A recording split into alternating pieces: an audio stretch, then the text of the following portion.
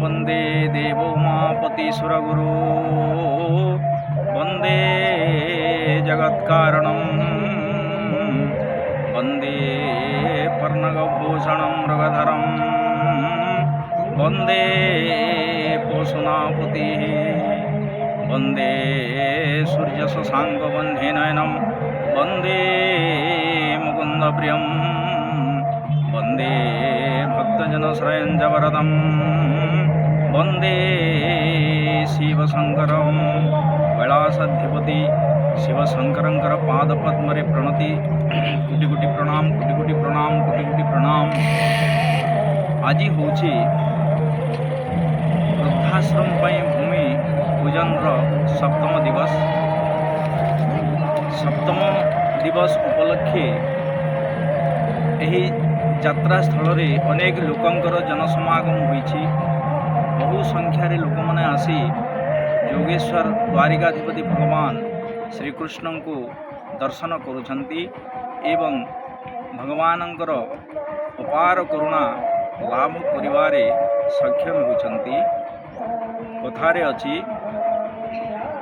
तृणोदपि सुनिचेन तरोरपि सहिष्णुना अमानेना मानदेन कीर्तनीय सदा हरिः।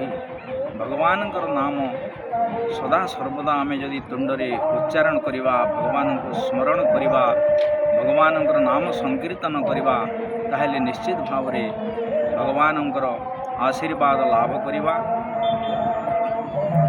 परोपकाराय फलन्ति वृक्षा, परोपकाराय दुहन्ति गावः, परोपकाराय वहन्ति नद्यः, परोपकाराय मिदं शरीरम्। आमे जो मानव जन्म लाभ करिछे, मानव जन्म होइछे गोटे दुर्लभ जन्म एवं यही दुर्लभ जन्म रे आमे जदि परर उपकार करि पारले, अन्यर उपकार करि पारले, ताहेले हमर मानव जीवनटा सार्थक हेबो। सही न्याय रे एठी जो वृद्धाश्रम खोला जाउछि, बुढ़ा बुढ़ी मानकर सेवा निश्चित भाव रे एही आश्रम रे जोगाई दिया जिवो। तेणु एटा होछि गोटे महान कार्य। आपण माने बहु संख्यार यही यज्ञ को आसंतु एवं एभली गोटे महत् कार्य रे योगदान करी निज को साफल्य मंडित करंतु। भगवानंकर आशीर्वाद लाभ करिवार वंचित हंतु नाही।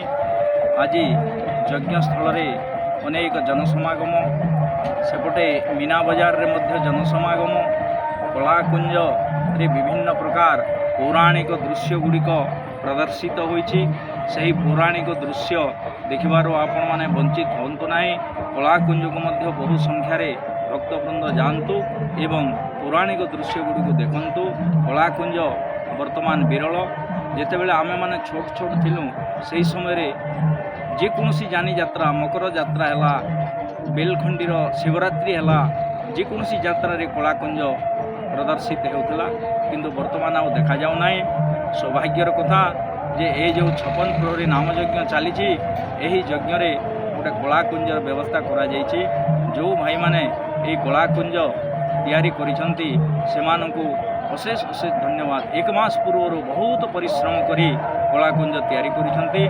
तेणु आपण माने ए कलाकुंज देखिबारो वंचित हंतु नाही, कहीं सेठी मध्य भगवानंकर अनेक अलौकिक लीला प्रदर्शित होइछि।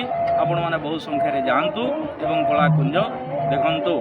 आउ यात्रा पड़िया रे जो विभिन्न स्टॉल पड़िछि, से स्टॉल रे सुस्वादु खाद्य गुड़िक मिलुछि। आपण माने बहु संख्यारे आसंतु एवं से स्टॉल गुड़िक जानतु एवं खाद्य खाइबार वंचित हंतु नाही।